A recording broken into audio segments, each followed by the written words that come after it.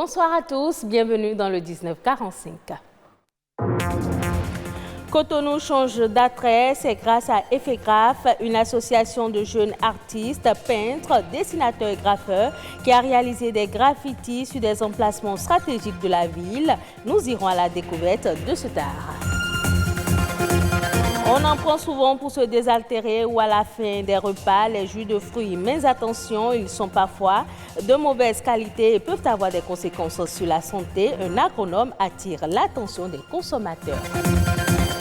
On parlera aussi dans ce journal de la vente de la lingerie féminine, des sous-vêtements de seconde main très prisés par les femmes. Lingerie en friperie, est-ce hygiénique? Plus de précision dans cette édition.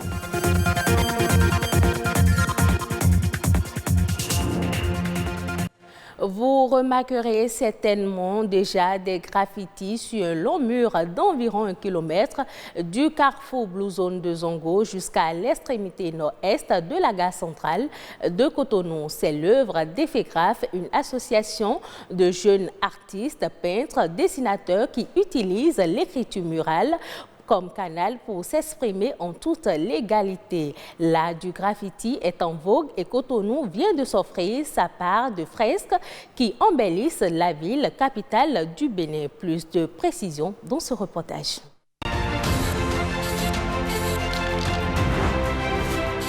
Ils peignent les murs par passion et par amour de l'art. Le graffiti, c'est ce qui réunit ces jeunes. Parés de bombes de peinture, ils transforment ce mur d'1 kilomètre pour passer un message dans une ambiance festive. Alors le graffiti, ça sert à communiquer essentiellement, à passer des messages, à sensibiliser. Ça peut embellir un espace public comme un espace privé.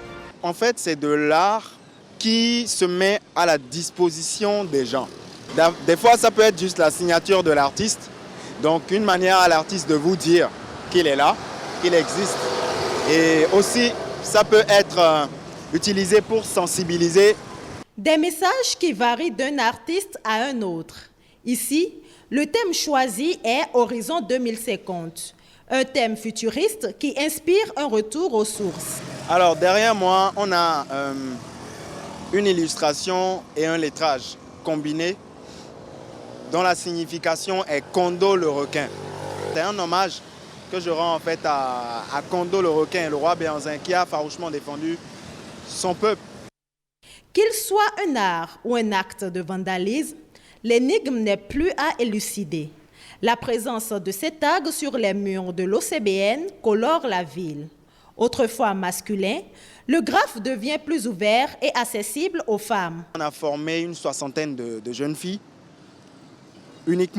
C'était un atelier uniquement réservé aux filles, où on leur a donné des techniques de base pour pouvoir aborder la discipline. Et je dois vous dire que sur ce mur, il y a des fresques qui ont été faites par ces filles-là. À sa finition, il promet d'être le deuxième plus long mur de graffiti au monde. Mais pour le moment, c'est un studio photo géant. Ce qui, pour ses créateurs, est un signe de gratitude. Moi, pour ma part, je suis content de voir les gens poser devant nos œuvres. Ça montre que le Béninois commence à s'intéresser à l'art. Et c'est carrément un plaisir pour moi de voir après les photos circuler sur les toiles et de voir le mur mettre en valeur par les Béninois, les jeunes Béninois. Voilà. Nous qui sommes pionniers du graphe sur place, nous avons un devoir. C'est de faire en sorte de devenir des exemples pour que d'autres personnes puissent embrasser la discipline.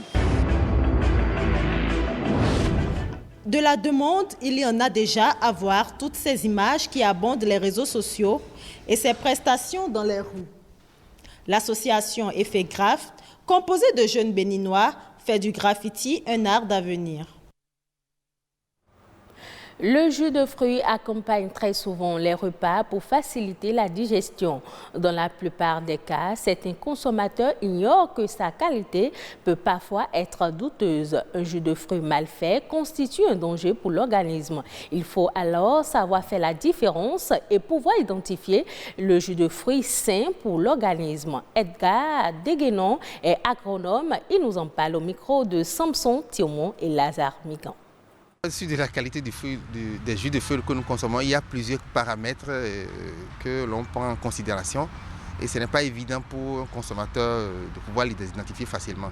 Je peux déjà dire au commun donc des consommateurs pour dire qu'il faut pouvoir faire la différence entre les nectars de fruits et les jus de fruits. Quand on parle de jus de fruits, c'est des produits qui sont extraits directement de fruits, tels que l'ananas par exemple, ou bien l'orange, ou bien le citron. On peut extraire directement le jus. Mais les nectars, les industriels généralement dans la grande distribution partent donc de la purée de fruits ou bien de la pulpe auquel ils ajoutent de l'eau suffisamment, du sucre, des arômes pour pouvoir augmenter largement donc leur marge bénéficiaire. Donc il faut pouvoir faire cette distinction-là et surtout ceux qui demandent à acheter des jus beaucoup moins chers sur le marché, ce n'est pas des jus qu'ils consomment, mais c'est plutôt des nectars qui sont rallongés qu'ils consomment. Dans les procédés donc, de conservation, au-delà donc, de la transformation, il faut prendre des dispositions pour quand même que le jus soit conservé pour une durée plus ou moins longue. Et il y a ce que nous appelons les additifs alimentaires. Dans la catégorie des additifs, il y a plus d'une centaine d'additifs alimentaires qui sont utilisés dans le monde entier. Et pendant les centaines-là, il y a à peine une quinzaine qui sont réputés ou bien qui sont reconnus non nocifs pour la santé. Mais en absence donc, de contrôle sur le marché, les gens utilisent un peu de tout. Il y a même des additifs qui sont cancérogènes pour l'organisme que les gens utilisent quand même. Et il faut faire attention à tout cela pour que dans ce que nous consommons, on n'introduit pas certaines qui sont très nocives pour notre santé. Mais entre autres choses, il faut faire analyser donc, ces produits au laboratoire central, passer également par l'ABSSA au niveau du Bénin, qui est l'agence donc, qui est accréditée en la matière. Et c'est au vu des analyses que vous faites sur vos produits et qu'on peut vous délivrer un certificat pour dire que vos produits sont conformes pour pouvoir être introduits dans la consommation. Ça veut dire que ces produits-là, on vérifie donc l'innocuité pour dire que ces produits ne peuvent pas nuire à la santé. Le marché de la lingerie grouille toujours de monde à Cotonou. L'affluence autour des vendeurs ne baisse pas. Ces sous-vêtements de deuxième main constitueraient-ils une source d'infection? Comment les utiliser sans contracter des maladies? Élément de réponse dans ce reportage de Perspective Tossa. Au marché Misebo, les marchands de lingerie se frottent les mains. Pour cause, l'affluence de la clientèle est à la taille de la diversité des articles. Tout s'y trouve. Petites culottes, soutien-gorge, collants rembourrés encore appelés fausses fesses et bien d'autres sous-vêtements. Aucune gêne quand il faut se procurer de la lingerie d'occasion. La friperie, c'est quelque chose que moi j'aime très bien. Depuis quand moi je porte les friperies, je n'ai pas encore eu cette maladie d'infection. Donc, et nos clients aussi n'ont pas encore dit qu'en portant les friperies, il y a les infections comme conséquences.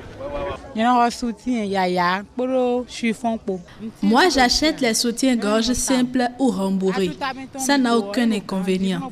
C'est très bon. C'est de bonne qualité et moins cher. C'est donc la qualité qui explique cette préférence. Les sous-vêtements de premier choix sont les plus convoités. Ils semblent neufs et gardent leur étiquette. Les autres sont plus usés et moins coûteux. Exposés et accessibles à tous, toutes les bourses y trouvent leur compte.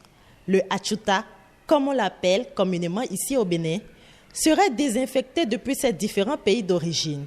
Mais cela ne rassure pas toujours.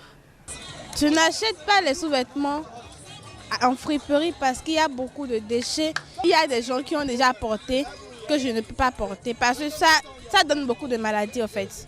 Les slips soutiens pour friperie, moi j'aime pas ça. J'ai peur pour les maladies. C'est pour cela que je ne paye pas les slips de friperie. Si la lingerie est à choisir avec minutie, le achuta requiert plus d'attention. Selon les spécialistes, le mauvais conditionnement et la poussière pourraient le rendre nocif pour la peau. Déjà, lié aux caractéristiques de la lingerie elle-même, qu'elle soit neuve ou en friperie, on sait que les sous-vêtements en polyester avec des fibres synthétiques sont beaucoup plus pourvoyeuses en fait, d'infections vaginales.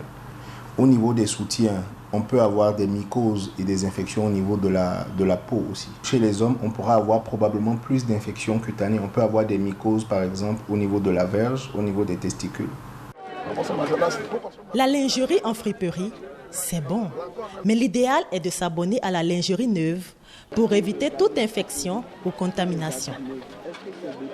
Les autres faits de l'actualité nationale, c'est dans la nation en bref, réalisé ce vendredi par Amandine Agnan-Boussou.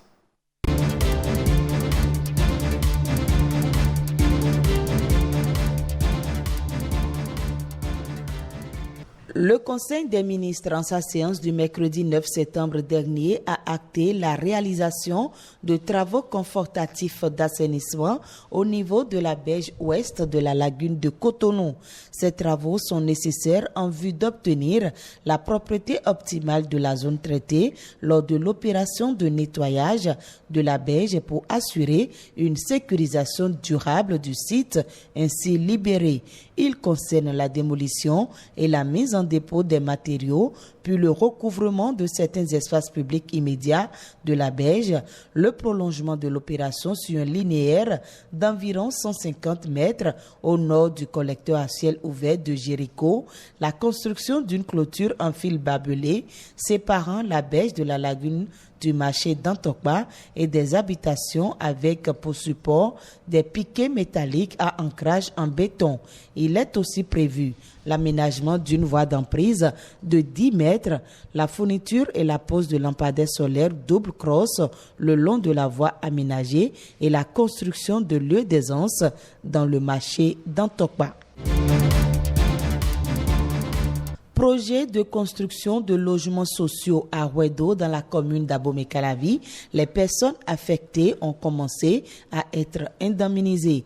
Une première vague de personnes a reçu des chèques ce mercredi 9 septembre. C'est donc l'aboutissement d'un long processus et un soulagement pour les expropriés. Au total, 1170 personnes ont été expropriées pour cause d'utilité publique dans le cadre du projet de construction de logements sociaux à Wedo. Elles vont être dédommagées, mais aussi bénéficier d'autres mesures d'accompagnement dans le cadre de l'exécution de ce projet.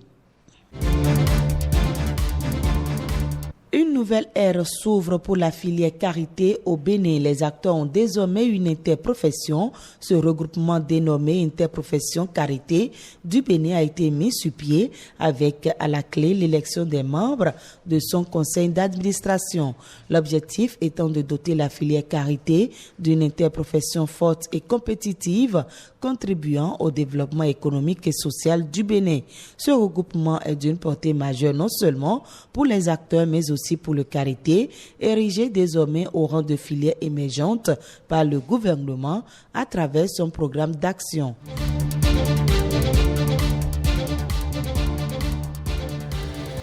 Hors du Bénin, le Fonds monétaire international FMI va réviser à la hausse ses perspectives de croissance 2020 pour le Kenya, alors que la crise du coronavirus avait assombré les perspectives économiques du pays et poussé le FMI à tabler sur une croissance négative à moins 0,3% pour cette année. L'institution de Bretton Woods a noté une certaine résilience de l'économie kenyane à la pandémie. En effet, d'après l'Agence nationale des statistiques, l'industrie florale du Kenya, qui est l'un des principaux fournisseurs de l'Europe, a vu ses recettes d'exportation augmenter en juillet, tout comme celles du thé et des fruits par rapport à l'année dernière.